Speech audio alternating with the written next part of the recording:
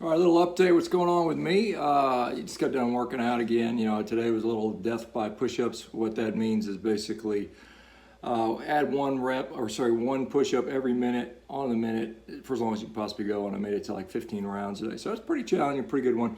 Still doing the very high-fat approach. As you guys may or may not know, and I was on a very lean carnivore diet. Now I'm on a very high-fat. 85 to 90% of my calories come from fat-based diet. So continuing to do well with that. Update on the fundraiser, 72, maybe 73,000 so far of the 200,000 needed.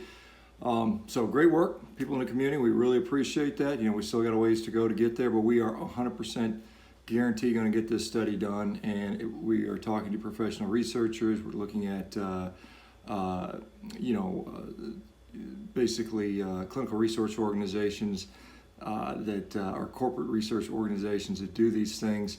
To make sure it's a high quality, professionally done study. I will not be the primary researcher. I'm not a researcher. But we are going to invest that money very wisely. I think this is a great thing that will change the narrative for many people, not all people. The ideologues will still be ideologues and they'll ignore it. But for many people, it'll allow people the ability to, have this sort of stuff. To use to help promote this, whether it's in their own personal life or as a physician, perhaps. Interesting talk. Let's talk a little bit about cholesterol. This is an interesting perspective. When we look at, and the question becomes, is like LDL cholesterol, a dependent variable in the pathogenesis of cardiovascular disease? Now, certainly people in the low carb community would certainly agree with that. That is to say, high or low cholesterol would make a difference depending upon what else is going on. And we see that time and time again. There are people with very low cholesterol that have heart attacks. There's people with very high cholesterol that don't have heart attacks. And so when you continually make those observations, you have to say, well, how can we explain it? And so very interesting discussion on the fact that if we look at a coronary artery, so these are the blood vessels that feed the heart, and this is what we're more often primarily concerned with. And major vessels, larger vessels have this sort of scenario. And so we have some layers. And so the very inner layer where the blood goes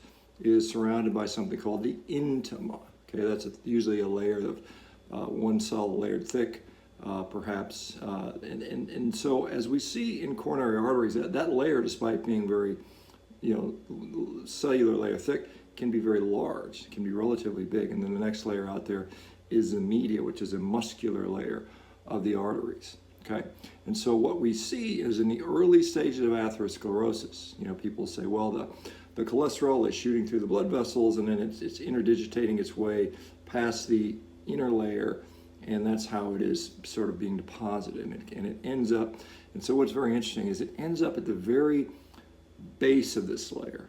So instead of being just at the very edge where you might expect to find it, just as it breaks through, it would kind of sit there right on the very edge as it broke through. What it does is it first appears at the very bottom of the layer. So that's a little unusual, and it's kind of like, well, why would it appear at the bottom of the layer? Wouldn't it appear first at the top of the layer, where it first had its entry point, if that's what was happening? So how does that relate to the dependency of cholesterol, the dependent nature? So if we have cholesterol that maybe is coming in from the outside, how would it get into the outside? So the interesting thing about larger arteries, including coronary arteries, is they have something called the vasovasorum. And these are blood vessels that actually, because the arteries are a big enough structure themselves, that they too, in fact, need their own blood supply. So these really tiny little capillary type vessels fill up the spaces around the muscular layer. And so what appears to be happening is that as the damage occurs to this inner layer through smoking, through inflammatory change, through high blood pressure changes, what happens is this layer becomes thicker, and it gets more demand on it, more demand for nutrition. Usually the body's response to damage is to have a scar, thickening things up. So as what's occurring is, as that increase in size occurs, this hyperplasia, hypertrophy occurs, the demands go up. And so what happens is more of these blood vessels have to come in to feed, to provide more nutrition. And so what happens is there's damage there. These things also become damaged with by the same mechanism by which these other things are damaging: smoking, inflammation, hyperglycemia. And so what happens is these things become leaky.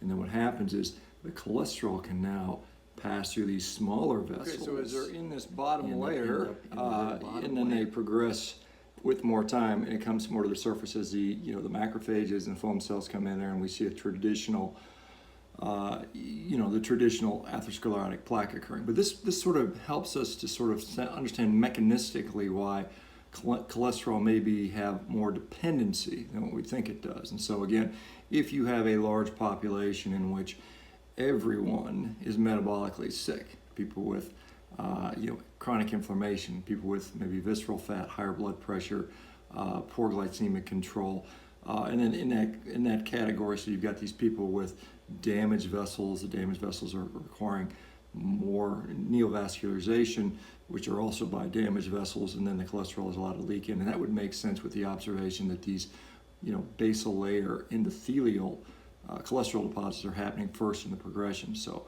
it does seem more and more plausible that cholesterol is dependent. This would show why some people with familial hypercholesterolemia, some of them die very young with high cholesterol, yet some of them live very long. In fact, they outlive the standard population life expectancy with high cholesterols. And so interesting stuff.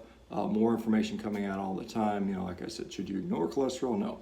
Should you look at all your risk factors together? Absolutely. All right, guys, have a great day. Check us out at meatrx.com.